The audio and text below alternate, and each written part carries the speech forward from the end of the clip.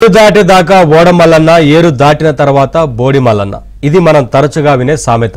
చేసిన సహాయాన్ని మరిచిపోయి కృతజ్ఞతతో వ్యవహరించే వారిని ఉద్దేశించి ఈ సామెతను వాడతారు. అయితే ఇది ఆపద్ధర్మ ముఖ్యమంత్రి జగన్ కు సరిగ్గా అతికినట్లుగా సరిపోతుందంటున్నారు ఏపీ ప్రజలు.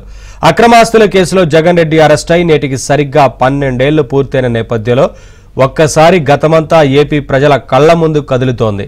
ఆ సమయంలో జగన్ కుటుంబం ఆడిన డ్రామా, ఆస్కార్ నటులను మించి పలికించిన హావభావాలు, సొంత కుటుంబ సభ్యులను తన రాజకీయ స్వార్థం కోసం వాడుకొని వదిలేసిన విధానం, తాను జైల్లో ఉన్నన్ని రోజులు తన వారిని అయిన వారిని రోడ్ల మీద ఉంచి ప్రజల్లో పొందిన సానుభూతి, వాటి ద్వారా అధికారంలోకి వచ్చిన విధానం, ఇవన్నీ తలుచుకొని ఏపీ ప్రజలు ఇప్పుడు ముక్కున వేలేసుకుంటున్నారు. వారిని జగన్ రెడ్డి డ్రామాకు అప్పుడే పుష్కర కాలం ముగిసిపోయిందా అంటూ ఆశ్చర్యపోతున్నారు.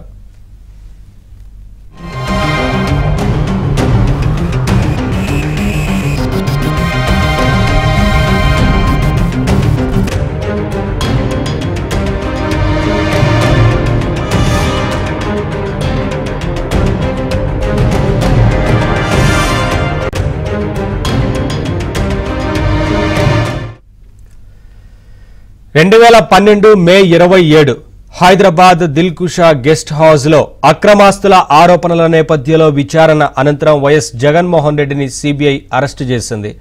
వైఎస్ రాజశేఖర రెడ్డి ముఖ్యమంత్రిగా ఉన్న సమయంలో అక్రమంగా ఆస్తులు కూడబెట్టారన్న తీవ్రమైన అభియోగాల నేపథ్యంలో జగన్ను సిబిఐ సుదీర్ఘంగా విచారించింది.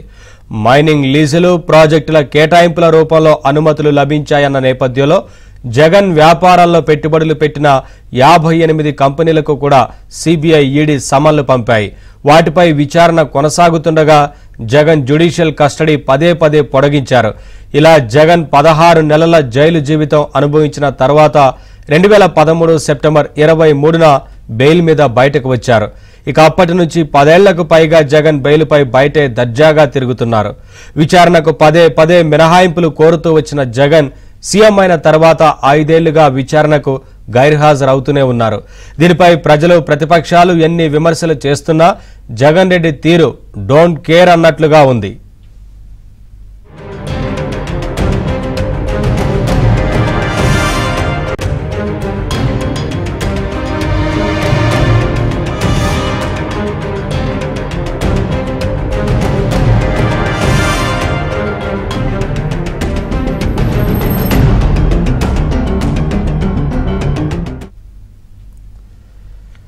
ఇదంతా ఒక కోణం అయితే, తన రాజకీయ ఎదుగుదల కోసం కన్న తల్లిని, సొంత చెల్లిని ఉపయోగించుకున్న జగన్ ఇప్పుడు వారిని కూరలో కరివేపాకులా పక్కన పడేయడం తీవ్ర చర్చనీయాంశంగా మారింది. నిజానికి జగన్ అరెస్టు సమయంలో కుటుంబం మొత్తం ఆయనకు అండగా నిలిచింది. తల్లి విజయలక్ష్మి, భార్య భారతి, చెల్లి షర్మిల సహా కుటుంబ సభ్యులందరూ రోడ్డు మీదకు వచ్చేశారు. జగన్మోహన్ రెడ్డిని అరెస్టు చేస్తున్నట్లు సిబిఐ ప్రకటించిన తర్వాత జగన్ మీద కక్షతోనే ఇదంతా చేస్తున్నారంటూ నినదించారు. దిల్కుషా గేట్ ముందు రోడ్డుపై బైఠాయించి నిరసన తెలిపారు. దేశవ్యాప్తంగా ఉన్న మీడియాను ఆకర్షించారు. తమ గొంతుకను బలంగా వినిపించారు.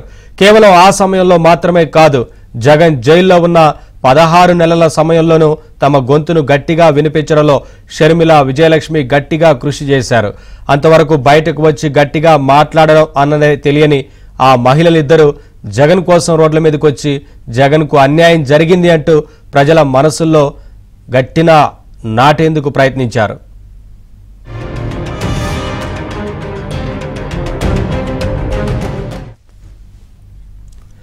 నిజానికి వైసీపీ కష్టాల్లో ఉన్నప్పుడు తెర మీదకి వచ్చిన షర్మిలారెడ్డి అన్న జగన్ అక్రమాస్తుల కేసులో జైలుకు వెళ్లిన సందర్భంలో నిర్వహించిన పాత్ర ఎప్పటికీ తెలుగు ప్రజలు మరిచిపోలేదు.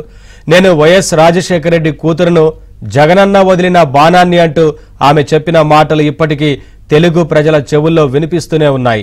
అప్పటి ఉప ఎన్నికల నేపథ్యంలో పార్టీని ప్రజల్లోకి బలంగా తీసుకెళ్లేందుకు ఆమె పాదయాత్ర కార్యక్రమానికి శ్రీకారం చుట్టి దిగ్విజయంగా పూర్తి చేశారు. దాదాపు 3000 కిలోమీటర్ల మేరకు పాదయాత్ర చేశారు. ఉప ఎన్నికల్లో వైసీపీ విజయానికి అది ఎంతో హెల్ప్ అయింది. జగన్కు ప్రజల్లో ఎంతో సింపతిని తెచ్చిపెట్టింది.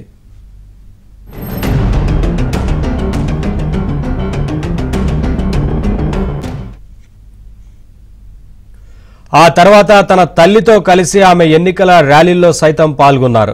2014 ఎన్నికల్లో వైసీపీని బలంగా ఆమె తల్లి ఇద్దరు ప్రజల్లోకి తీసుకెళ్లారు. అప్పటి ఎన్నికల్లో జగన్ పార్టీ గెలుపు కోసం కృషి చేశారు. విజయలక్ష్మి కూడా తన బిడ్డకు ఒక్క అవకాశం ఇవ్వండంటూ ప్రజలను వేడుకున్నారు. అయితే తన కోసం ఇంతగా చేసిన తన తల్లిని చెల్లిని జగన్ పక్కన పెట్టేశారు. వారిద్దరిని ఎంతగా దూరం పెట్టారో, ఎంతగా అవమానించారో రెండు తెలుగు రాష్ట్రాల్లో ప్రతి ఒక్కరికి తెలిసిన విషయమే. అలా ఆ రోజున తాను కష్టాల్లో ఉన్న రోజుల్లో తల్లిని చెల్లిని పావులుగా వాడుకొని రాజకీయంగా ఎదిగిన జగన్ వెంట ఇప్పుడు తోడుగా ఉన్నది కేవలం తన భార్య భారతి ఒక్కరు మాత్రమే. అవసరం తీరే వరకు ముఖస్తుతి చేసి తీరా అధికారాందలం ఎక్కించిన తర్వాత సొంత తల్లిని చెల్లిని పక్కన పడేసిన జగన్ నైజాన్ని జైలుకెళ్లి 12 ఏళ్లైన సందర్భంగా ఏపీ ప్రజలు మరోసారి తీవ్రంగా విమర్శిస్తున్నారు.